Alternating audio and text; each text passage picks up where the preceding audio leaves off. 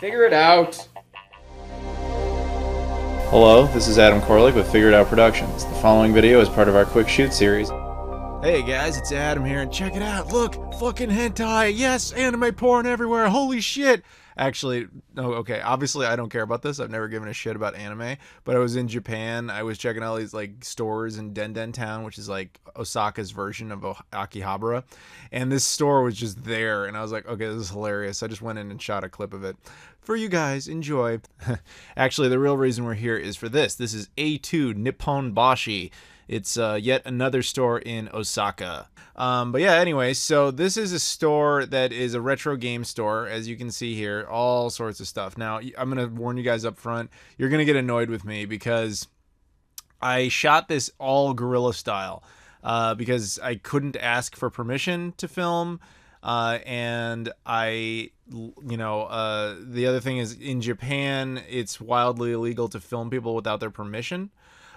So what I basically did is I just kind of turned the camera on and put the phone up to my chest, and I just kind of walked around it like I was holding it, just holding it, which obviously leads to inconsistent lighting and kind of a strange angle.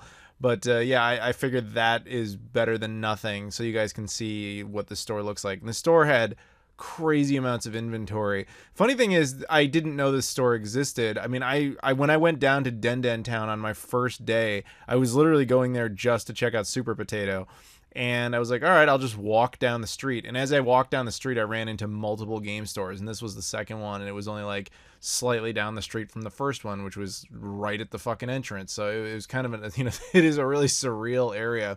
But yeah, here's your game case with all sorts of rarities. I did come back later and film a close-up of the this part of the case anyway, because that LSD game I was surprised to see it, and a few other things that are in there, including Shenmue 2 for the Xbox, which over there is extremely rare because it never came out there, so they had to import their copies from the US. But yeah, just a nice little survey shot there when I knew no one was around, but back to the original footage now.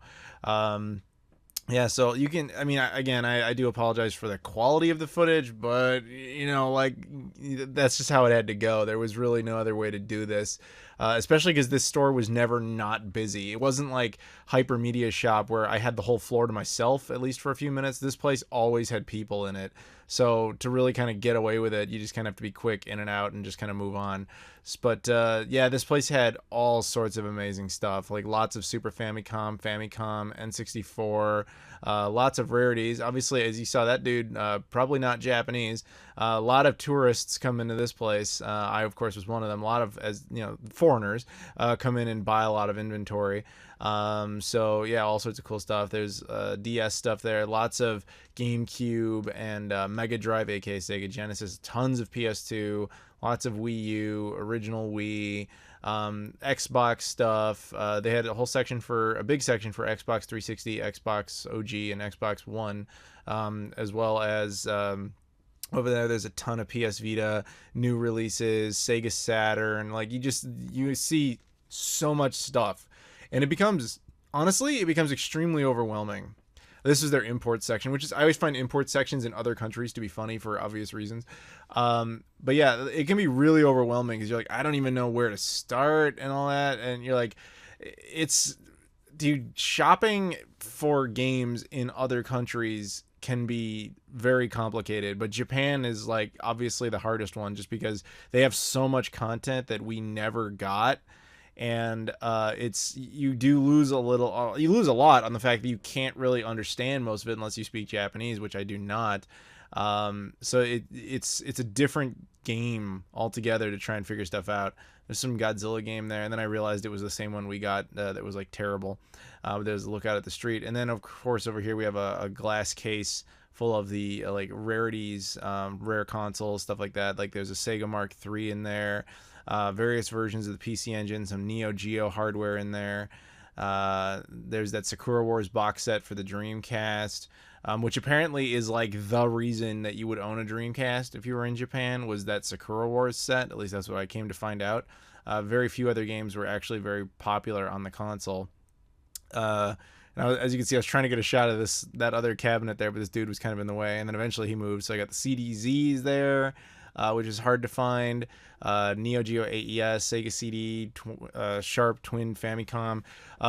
Basic price breakdown in case you're not familiar with yen to dollars. 110 yen is basically $1. You eventually get used to the math. Anyway, let's go ahead and check out the pickups, shall we? So that was A-Too something or other. Sorry, I don't know Japanese, in case that wasn't obvious. And it's unfortunately going to be a theme throughout this particular video because there's a lot of games I don't know the names of, so I have to put subtitles up there, etc. But I will say this. These store videos I'm doing, I have enough footage for like 6 of them. Now one of them's already come out, and it was on Hyper Media Shop. Highly recommend you watch that before you watch this one, only because I do a lot of explanation of like Japanese stores and what it's like to buy stuff and tips on how to save money and just cultural experience stuff. And I'm not going to repeat that in every video, so highly recommend going through that one first. Now, proceeding. So at this store, I picked up a bunch of stuff, and this store I had decided to go to, even though I'd been to it a few times, I didn't buy anything from it until April 20th, for a very specific reason. This game, which I don't know the name of, for the Nintendo Switch, I'll put it there, came out on that day. Earlier I had noticed that there was going to be this game releasing on that date, and I could tell, just looking at it, the odds of this ever getting released to North America were, slim at best. So I decided I'll just pick it up right away and be done with it, so I don't have to import it later, because who knows if I'm ever going to get to go back to Japan. I'd love to, we'll see. But yeah, so I wanted to pick that up. Now, from the looks of it, it's like, I haven't even had a chance to play it, dude. I have not had that kind of time. But it looks like a puzzle platformer, and it looks pretty fun. How playable it is, I don't know. But regardless, I've got it. Now, it was not enough for me to exceed the financial limit to get tax-free on my purchase, so I had to look around for other items. Now, you'll notice there's a lot of N64 games sitting here, and there's a reason for that. There was a store called Book Off, which... oh fuck, I'm going to do that video last out of the 6 for suspense. But trust me when I say, if you wanted to see all the crazy shit I could have picked up in Japan, that's the video to hold out for, because I picked up a bunch of stupid shit there, man. But anyway, that store kind of got me hooked on N64 exclusives. Going into it, I had no intention of getting N64 stuff. I was like, who cares? But I had no idea how retardedly worthless N64 games are over there. I mean... they're cheap. Nobody cares. Which I'll talk more about in the Book Off video. But so in this particular case, I was like, fuck, I'll go look over at the N64 stuff and see what's up. Now, if you watched earlier in this video, which hopefully you did, I don't know why you would skip the tour part, there is a section of N64 games that's in the middle row near the register. Now, when I was in there the first time, including when I shot that footage, that stuff was all normally priced. Most games were between 500 to like 1,500 yen, which is about $4 to like $13, around that.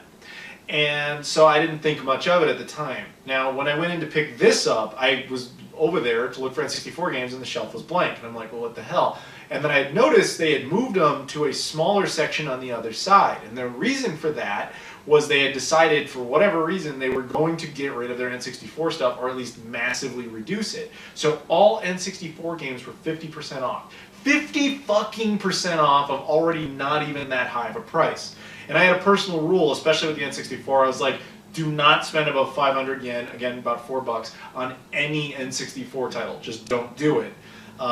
And so that was the policy I stuck to. So in this case, they had knocked most of these down to about 250 yen, and like 500 yen was like the ceiling. Like that was like the highest ones. If I saw, there were a few I saw for a little higher that I didn't pick up, but these are the ones that I got. And so check this shit out. Now this game will be, obviously I'm sure you guys all know it well, something 64. Yeah, I have no idea. That obviously narrows it down.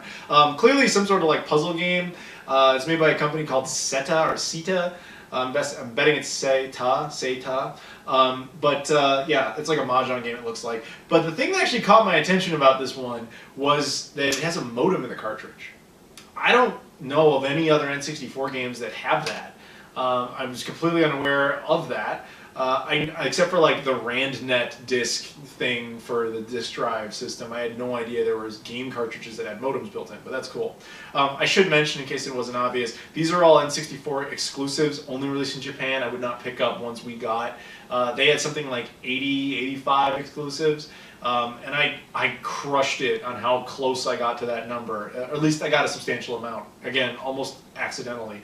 So next up, Parlor Pro 64, which is basically a pinball game. This one I don't know the name of. It'll be displayed there.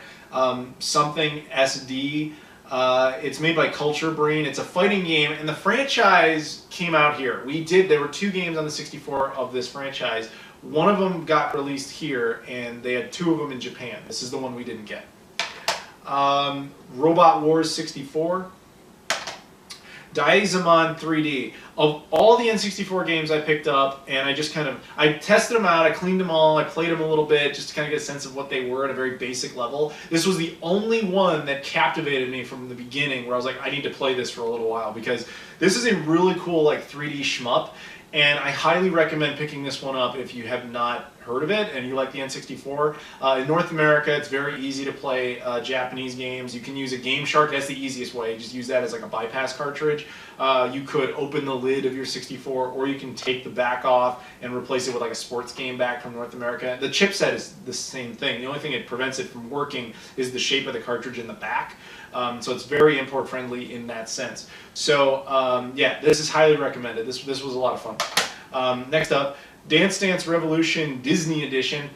Apparently, I was an exclusive game over there. I'm very, very popular in Japan. So am I. I'm Stitch, in case that wasn't obvious. Those 2 characters are super popular there, and this predates when Lilo and Stitch came out, so he wouldn't be in this, but it was really funny to me that there was a DDR Disney game only released in Japan. And in all seriousness, that kind of related, I swear to you, dude, Mickey Mouse rules Japan. Like, he is everywhere. Him and Stitch. And if you know anything about my other work, my Disneyland Adventures work on Game Society, oh, I had a field day with that.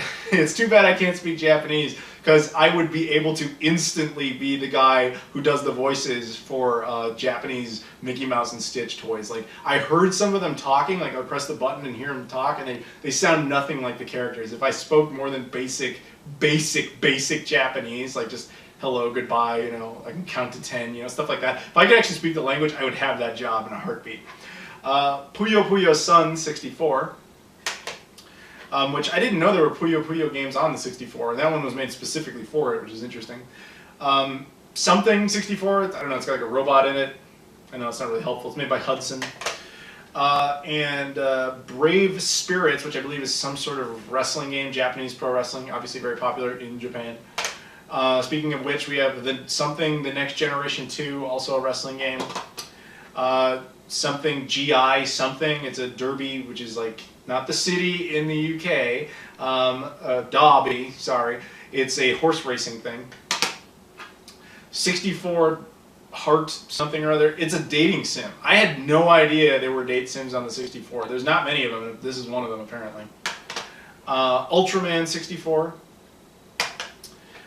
King of Pro Baseball 2. Something 64. I think this is a fighting game or an RPG. I honestly don't remember.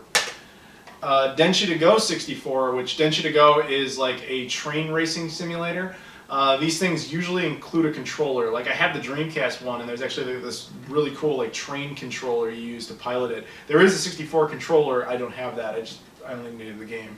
But I don't think you require that controller to play it, but I could be wrong. And finally, a Gundam game of some kind for the N64. Now, that would have been good. I would have been more than fine at that point. Tax-free, I would have been all set. But I was like, well, I looked over at the Sega Saturn section, and I vowed to myself, I would not have anything to do with it. I was like, I said that from the beginning of the trip. You can even ask, you know, you could have asked my girlfriend, I guess. I was like, I will have nothing to do with the Saturn. It's too dangerous. The thing with the Sega Saturn is, in North America, we had 244 titles. That's it. Europe had a comparable number. They ended up with like 32 exclusives that we didn't have. We had around the same number of exclusives that they didn't have. So you're talking about 244 games on both sides, right? Japan had over 1,400 titles that neither North America or Europe ever saw, in addition to all the ones that we did, or almost all the ones that we did. Like, you don't want to go down that road. That's dangerous, man. That's way too many games. And Sega Saturn, it doesn't even help that all the Sega Saturn stuff, not all, but most of Sega Saturn stuff over there, fucking worthless. Nobody wants it. Nobody cares about it. So that, I was like, I'm going to stay away from it. It was dead to me. I wanted nothing to do with it. But this game tricked me into it. A Godzilla game. Now, of course, I was in Japan. I wanted something Godzilla related because I'm a huge Godzilla fan. And I was like, I realized I hadn't got anything Godzilla related at that point. I had taken some photos of some cool Godzilla stuff, and that movie Shin Godzilla, which was an awesome movie, I got to see in theaters here in Chicago. They had it on Blu-ray everywhere and stuff because it had just come out. But the problem is, not only is the Blu-ray region locked, which I could have found a way around, but it's not subtitled. It was only in Japanese, so it's totally useless. Actually, I take that back. I think Japan and North America use the same region coding for Blu-ray, so it was just the subtitles ultimately, I guess. But so I couldn't get that, even though it's really what I wanted. But there was a Sega Saturn Godzilla game, so I thought, all right, I'll get that. And unfortunately, that opened the floodgates a little bit. I picked up one of those Nobununga games. I think I mentioned this in the previous video about most of these games never get released here, but fortunately they're not really worth anything. They're not really worth anything, so I probably shouldn't have got this one in hindsight. It just kind of took up space in the suitcase, but whatever, I got it. Phantasy Star Collection, which I figured that's kind of a cool one to have.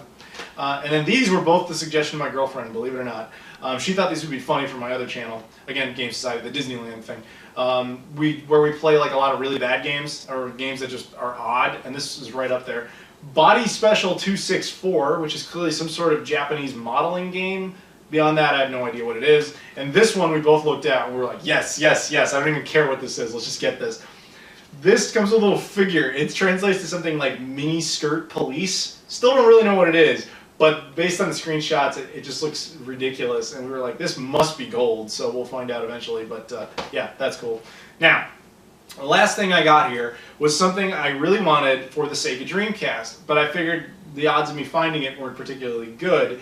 And I want to thank Vampire Mike for this one because I did not know about this. Vampire Mike educated me on some Dreamcast shit, so credit where credit's due. Thank you, Vampire Mike. Fuck you.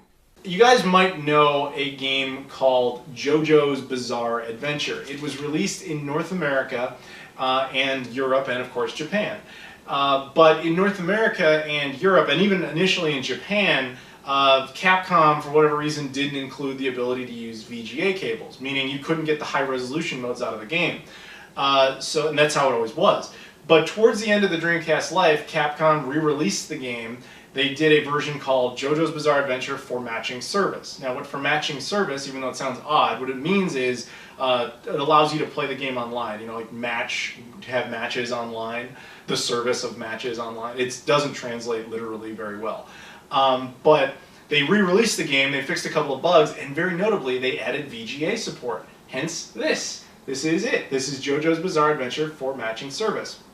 Now, it's very import friendly because it's just a fighting game. Hell, the menus are even in English, so it's very, very cool. So definitely glad to pick that up. It's not very often I'm able to pick up new Dreamcast stuff, or stuff that's new to me anyway. And if you're, I mean, the cover makes it obvious which version it is. It says for matching service. It says it on the side in English for matching service. On the back, it also very specifically says VGA, so you know you got the right version. The thing is, this is actually really hard to find because this is one of the games that importers always want. And so I wasn't expecting to find it. And my girlfriend and I, we'd looked like all the time at different stores and we could never find it.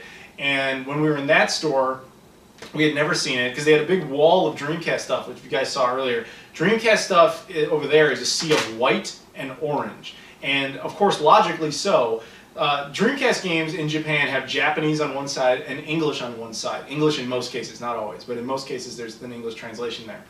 But logically, they keep it facing the Japanese side because why would they keep it face display in English? So we were like, look, we could sit here and go through every single game until we find it, but that's kind of rude because you're just taking up a lot of space and you're just combing through this shit, and it just felt awkward to us. So she was like, dude, you're not going to find it. You're just going to have to give up on that one. And like halfway through that sentence, I was like, oh, look, there it is. I just pulled it out, and we're like, fuck, okay, great. So I ended up getting it. It was cool, because this is like an $80 game online, and there was like 30 bucks, so done. Picked it up. So, yeah, those are my pickups from A-Too something or other. Really cool store. Thank you guys for watching. I'll see you all later.